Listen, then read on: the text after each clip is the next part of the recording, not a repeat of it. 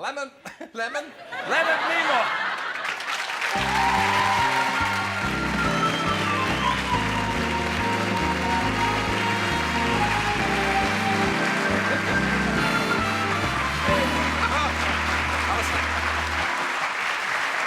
What do you think? You think we didn't rehearse this show?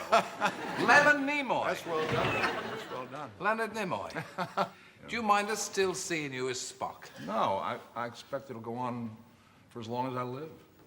It's don't all right. resent It's it? okay. It's okay. I've gone through some good and bad times with it, you know, but I've made peace with it. It's I haven't wanted it for work ever since Spock came into my life, so I'm okay about it. Yeah. But sometimes actors say, "Oh, I'm tied to this," you know. People, but of course, it's not true in your case, is it? People see. No, I've had a lot of other kinds of work, and I've had the opportunity to start a directing career as a result of it. So I feel very comfortable with it. Yeah. And I'm still playing Spock. We just made Star Trek V just before I left the States. Not 3 or 4 another weeks one. ago. Yeah, another one. How far do you think old Spock affected your personality? I think a lot.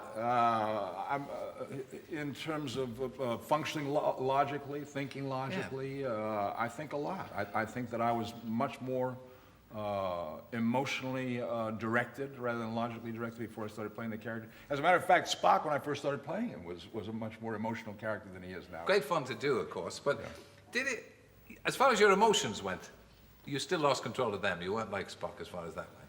Personally, you mean? Yeah. Only on Sunday. You called your autobiography, though, "I Am Not Spock," Yeah. which would lead one to believe that you were trying to get away from it. It was a mistake.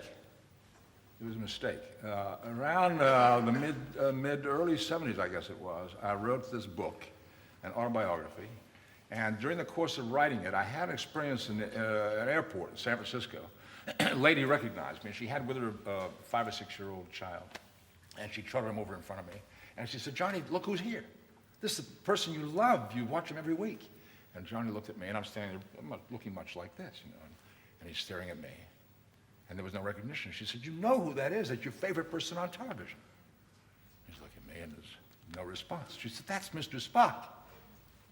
And he wouldn't buy it. You know, he just wasn't going to have it. Because I had the glasses, and the hair was wrong, and I didn't have the right clothes on, and what would Spock be doing in San Francisco airport? And the ears. And the ears were wrong, yeah. Not that much wrong, though. You have got quite far. You get the point. So she was right and she was wrong. What she was saying to him was, this is the actor who plays Mr. Spock. She was jumping in the language. She'd made that leap, but he couldn't make that leap, and he couldn't make the connection. So I wrote about this incident as a way of describing the difference in character identity, the reality between who I am and who this character is that I play, and so forth. And when it came time to title the book, we thought we'd like to have Spock's name in the title so people would know that it was about me and Star Trek and Spock and so forth. And I didn't think Spock and I was very exciting, or my friend Spock was very exciting. So I said to the publisher, why don't we use the title of that chapter, "I Am Not Spock," as the title of the book? And he said, well, books with negative titles don't sell very well. So I'm very fast on my feet. I said, what about Gone with the Wind? All right, if that's what you want, that's what we'll do. So we titled it "I Am Not Spock." A lot of people read the title, didn't read the book, and assumed that what I was doing was rejecting the Spock character, which wasn't the case. Yeah. Star Trek 3 and 4 were tremendous blockbusters. Better than 1 and 2, do you think? Do you remember when it came on Star first? Trek 1 did extremely well. It did, yeah. Star Trek 2 fell off somewhat. And with Star Trek 3 and 4, we started climbing back up again.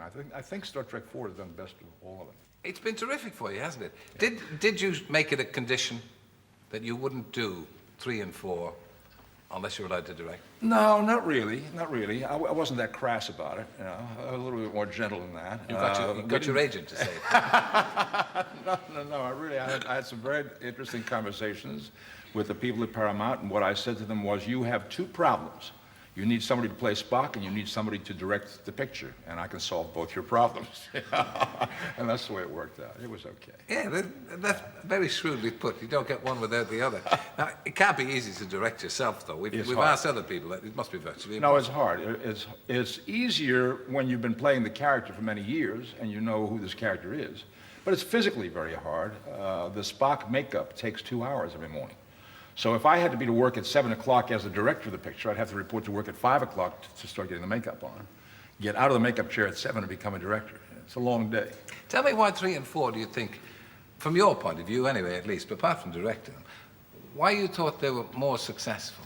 I think when the first Star Trek movie was made, whenever it was, 1979, 1980, there was a sense that we could not have fun. You had to be, it was the first time we were making Star Trek in something like 11 years, and the sense was Stanley Kubrick made a very important film called 2001. If you want to be important, you got to be serious and do it very ponderously, which we did. And it wasn't a heck of a lot of fun. We began to have fun again with Star Trek 2, more with 3, and still more with 4. Of course, you've just done Star Trek 5. Right. Are there any surprises in that? Any controversy? Well, it's called The Final Frontier. It's not because it's the final film by any means. I think we'll be doing these films until we're in wheelchairs. You hope. Bill Shatner directed it, and it's different than the ones we've done in the past. I think it's a lot of fun. He's a much more physical director, much more physical guy than I am. Spock, you know, I like to play Spock because Spock is a thoughtful person who doesn't have to do a lot of running and jumping and punching people and stuff like that. You know, pinches people's necks to avoid the slug out. Shatner's a very physical guy, so you do a lot more running and jumping in a Shatner's film. Well, we look forward to seeing Mr. Spock jumping about. Yeah. And in the meantime, it's been a great pleasure to talk to you. Thank you for talking so well to us. Leonard Nimoy. Thank you.